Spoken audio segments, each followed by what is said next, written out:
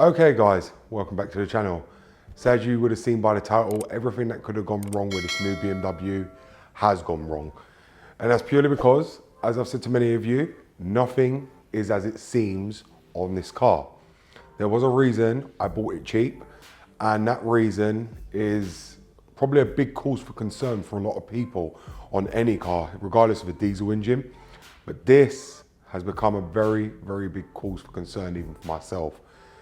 Now, I am concerned because of the fact that I would like to know what's actually happened with this car in its life to be having this problem, if it is the problem, because there's three things it can be. But working on these engines for a very, very long time, when I used to work on them in garages, I know there's a common problem that many people do overlook, especially on YouTube. Everyone starts thinking it's this, thinking it's that, tearing the engine down, becoming a parts fitter to no avail, and it doesn't repair their problem. I'm not like that, you guys know me. I get to the bottom of the problem straight away. I don't become a parts fitter. I end up diagnosing, finding the issue, and if I have to do it, I'm gonna have to do this issue regardless. This is probably why I got it cheap. Obviously, let's bear in mind, old owners, whoever owned the car, ain't gonna tell you exactly what is wrong with the car, purely because it will stop them getting a sale. So nobody's actually gonna sit there and say to you, oh yeah, it's got this issue, you know. And when I asked him, you know, if it done that in the start, he was like, no, nothing. And then the moment I drive off, it is exactly as it could be. But obviously, there's other stuff wrong with it. And like I said to you, this car has no history. So I'm gonna have to do the stuff that is most critical on these engines, because if I don't, it's not gonna run well. It's not gonna benefit at all to the engine, and it's gonna end up killing it long term. And that's why you see a lot of these cars, you know, remapped, ragged about, and the engine's just not well looked aftered, and then they end up just falling apart. And that's not what I want for this car. Obviously, it hasn't been remapped, it hasn't been had the DPF removed, it hasn't had any of that done to it, and I'm not about to do that either. But obviously, maintenance is still important, and I need to get the maintenance done on this, and there's crucial things that must be done on any diesel engine. You know, unless you've got proof that it's been done, backed by receipts. But even then, can you really trust them receipts? Can you trust that these parts have actually been replaced by a garage? Or, because these days anyone can sign off receipts, anyone can be VAT registered, anyone can do any of it. I sign off receipts when I do work on my neighbours' cars, this, that, the other, for their invoices and for their tax and everything else. I sign it, I've got my own stamp, got everything, VAT number, but it doesn't mean that that work has actually been done, because if you can go and get it from someone like me, you know, even though I don't have to do things like that purely because I actually repair the problem, but garages can. If you pay them enough money, of course they'll give you a receipt. You know, if it's worth their time, worth their money as well, you know, they will do it. So I can't trust what's been done this. I'm not gonna believe what the guy said who gave it to me. This has been done, that's been done. I have to go by, like I said to you guys, my own eyes, my own knowledge of knowing these cars, and something is not sitting right with me on this car, and that's why we're gonna have to divulge into it. So let me show you the engine, and I'm gonna be telling you what I'm gonna be replacing and the reasons why. So you can see behind me here, I've got this BMW M57 engine. And now the first thing that's crucial for these engines, which I know it hasn't been done purely because people don't seem to replace it unless it fails, like anybody. Unless it fails, people don't take it to a garage, people don't look at an issue. And the first thing on this is temperature. Temperature is very, very critical for any diesel engine. And as many of you guys know, if the car doesn't come up to temperature, not only is it going to rob you of your fuel economy, your miles per gallon will go down, it's not going to perform well, it's not going to respond well, it's also not going to run well. Temperature is very, very important for a diesel engine because they take a long time to come up to temperature as it is from cold. Now, if something ain't running correctly on this, it's only going to harm the engine and also harm your fuel economy and also harm everything else on the engine. So for instance, the EGR on this uses the coolant, and if the coolant is obviously always cold, it's going to harm obviously the exhaust gases, which ain't going to help the idle of this car, fuel economy and everything else on this engine. So that's why it's very, very important that we do the things needed to correct what hasn't been done on this car to make sure it runs at the optimum temperature that's actually needed. So the first things we're going to be replacing are going to be the thermostat, the EGR thermostat, and we're also going to be replacing the water pump. Now I've got no proof that's ever been done, but one thing for me is when I get a diesel engine, I like to overhaul them things, purely because the running of this engine And the longevity of it is very, very critical, like I said to you, for the fuel economy and to make it run, you know, all weather, regardless of what weather it is, and to make sure it's always getting the best miles per gallon and also responding as well as it should. Now, when the thermostat is down, you imagine it, you got a turbo there. You got the turbo that uses coolant as well. If the thermostat isn't opening correctly and the coolant ain't getting up to temperature and the engine's not getting up to temperature, you end up damaging all your seals on your engine and also all your turbo as well, because it uses the coolant to actually cool the turbo down. And that's why it's very, very critical, especially with any turbocharged engine, that you actually change the thermostat and the EGR thermostat on a diesel. EGR thermostats are all over the diesel. And I think now they've started fitting them to actually petrols as well. BMW have as well, because obviously to help emissions and because of the ULEZ and everything else, they've started fitting them to them as well. That's why they were doing it as a recall to fix any problems on the newer F series with the EGRs for that exact reason. But this one, the guy said to me it had been changed. He replaced it, he showed me the part, he didn't know what it was. But I'm not gonna take his word for it, so it's something I'm gonna be changing anyway, just to be on the safe side. So the next one on this that needs replacing as well, and as many of you guys know, it's very, very crucial, especially for the temperature outside. Again, diesels need to have these changed and people just haven't cared to do it. And especially on this engine, being an E60 or an E90, it's critical that these are changed and people just don't seem to ever change them. Is the glow plugs and the glow plug relay. Now, this car has them failed and we'll run through a load of the fault codes, but when I scanned it, it's got glow plug fault and a glow plug relay fault, which as many of you guys know is very common. The owners never chose to replace that, and I don't think they understood how important it is, especially for these engines. These engines have a DPF system. Now, a lot of people, yes, like to do away with it, especially if they remap it, remove the EGR and whatnot and so on and so on, and get rid of it and you completely delete it. These don't use the AdBlue, unlike the newer diesels, because if it did, they would be completely screwed because the car wouldn't have run properly. Because I've got an AdBlue car myself, and trust me, if you run out of the AdBlue on that car won't let you drive it at all. Thankfully, these don't have that problem, but the glow plugs are needed to help aid the DPF regeneration. As many of you guys know, the glow plugs will heat up when the DPF is actually clogged or full, and it will burn all the crap away when you're like on the highway. It will start doing the DPF regen on its own. When it detects obviously a certain amount of miles is being driven, or it's at a certain speed constant, like it knows when it's on the highway, it will start clearing out all the stuff.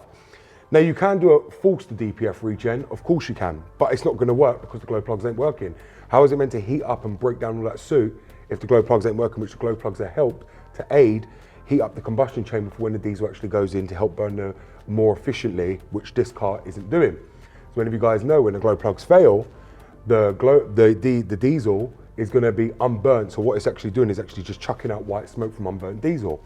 That's why it's critical that we actually replace the glow plugs and the glow plug relay to help aid the DPF regen on this car, and also get the best fuel economy and make sure that the DPF doesn't fail, because as many of you guys know, the DPF isn't cheap on this, and it's not something I want to be deleting, gutting, doing any of that to get rid of it and then end up failing in MOT, because guys, you guys know me, I like to keep everything bog standard, and I can show you guys how to actually maintain it by keeping it bog standard without actually removing it. I know there's a lot of you guys that remap these, that's completely fine. Up to you what you want to do, and you get rid of the DPF, EGR and whatnot, but me, I'm not going to be. So that's one of the reasons I'm going to be changing the glow plugs and the glow plug relay, and many of you guys know you have to do it as well, because when you get a DPF light come on or it's full, obviously it's not regenerating. That is caused by your glow plugs and your glow plug relay. Now the next one on this I want to do is going to talk about this right up here. Now, if many of you guys know, you would have seen on many videos I've done, is the crankcase ventilation valve, which sits right up here on the valve cover. Now they are a known weak point on the BMW M57 engine. Many people know about it. And if this one has the old loo roll type, we're going to be taking it off and we're going to change it to the Vortex one. And that's because them ones like to actually clog up and like to build up with all the old oil, and the car can't breathe properly, which then means it starts burning oil. And it's not actually good, neither is it efficient for this car. Now, bearing in mind, this car hasn't had an oil change in nearly 9,000 miles. Not something I agree with, as many of you guys know. I'm completely against that, especially on a diesel. But that's what you get when people don't know about cars and you buy it from someone that just depends on a garage. They take it when they can. If they're working and they can't take it, then they won't be able to take it.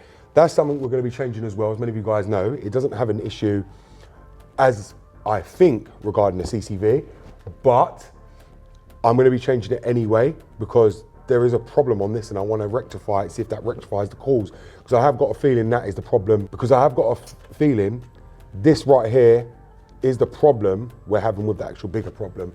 And that's why I want to rectify that CCV, that vortex breather right now. The next thing on this is the swirl flaps on this engine. We're going to be removing the intake manifold because this is a 2007. Now, I know from working on these engines all my life, this car could and might not have them.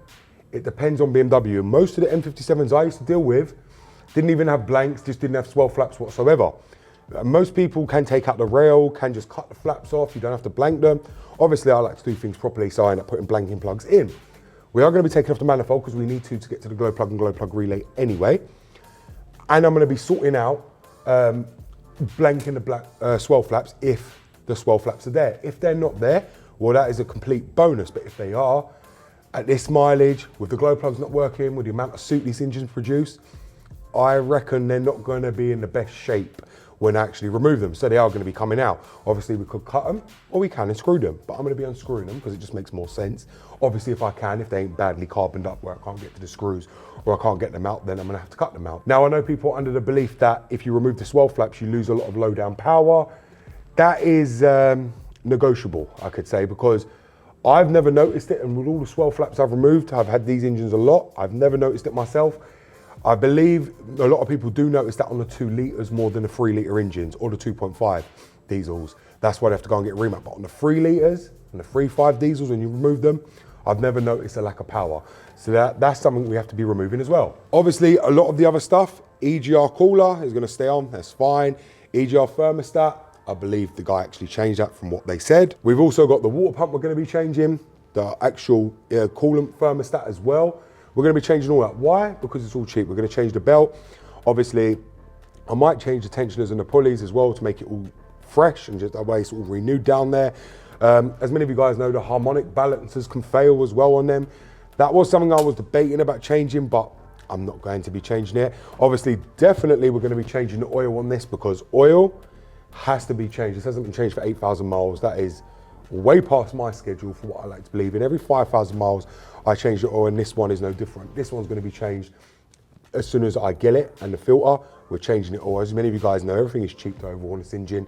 I'm not just going to leave it. We'll be having a good look around when I remove this engine cover as well.